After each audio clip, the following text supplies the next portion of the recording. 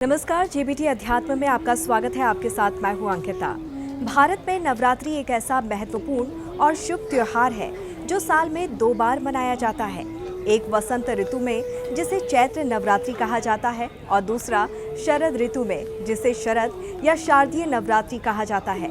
ऐसी मान्यता है कि नवरात्रि के पहले दिन घट स्थापना या कलश स्थापना की जाती है, जिसमें जवारे बोए जाते हैं। इस कलश को बेहद पवित्र माना जाता है।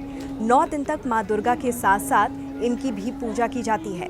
साथ ही कहा जाता है कि ऐसा करने से घर में सुख समृद्धि आती है और धन दौलत बढ़ती है। तो वहीं पूजा पाठ के बाद नवरात्रि के आखिरी दिन कलश का विसर्जन किया जाता है। इसके लिए सबसे जरूरी है कि कलश का विसर्जन शुभ मुहूर्त में करें और पूरे विधि विधान के साथ करें, अन्यथा कलश विसर्जन में की गई एक छोटी सी भी गलती मां दुर्गा को नाराज कर सकती है।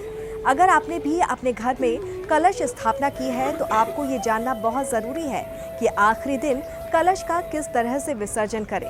तो चलिए हम आपको बताते हैं कि कलश विसर्जन कैसे करना चाहिए। तो सबसे पहले नवरात्रि के समाप्त होने पर विधि विधान से माँ दुर्गा और कलश की पूजा करें।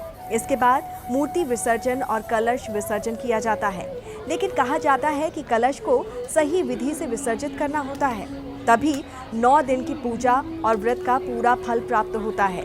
कलश विसर्जन के लिए सबसे पहले ऐं ह्रीं क्लीं चामुंडाय विच्चे मंत्र का उच्चारण करते हुए पूरे भक्ति भाव से कलश के ऊपर रखे नारियल को आराम से आपको उठाना है। फिर इस नारियल को लाल चुनरी में बांधकर अपनी माँ, पत्नी, बहन या बेटी को दें। उसके बाद कलश में लगे आम के पत्तों से कलश के पानी को पूरे घर में छिड़कें। कहा जाता है कि कलश का ये जल बेहद पवित्र होता है, जिसको छिड़कने से घर में खुशहाली और समृद्धि बढ़ती है। साथ ही सकारात्मक ऊर्जा भी घर में प्रवेश करती है। कलश का जल सबसे पहले किचन में छिड़कना चाहिए। इसके बाद बाकी घर और मुख्य द्वार पर भी इसका छिड़काव करें। इसके बाद बचे हुए जल को तुलसी के पौधे या किसी पेड़ में डाल दें। लेकिन एक बात का आपको ध्यान रखना होगा कि गलती से भी आप इस जल को बाथरूम या टॉयलेट के आसपास या अन्य किसी अपवित्र जगह पर ना छिड़कें। इस जल को इधर उधर नहीं फेंकें। तो वहीं अंत में मिट्टी के कलश और बचे हुए जवारे को घर के बाहर किसी पेड़ या मंदिर के पास रखना चाहिए। साथ ही आपको बता दें कि कलश में डाले गए सिक्के को निकालकर अपनी तिजोरी या पर्स में रख लें। ऐसा करने से धन बढ़ता है और कामकाज में बरकत आती है।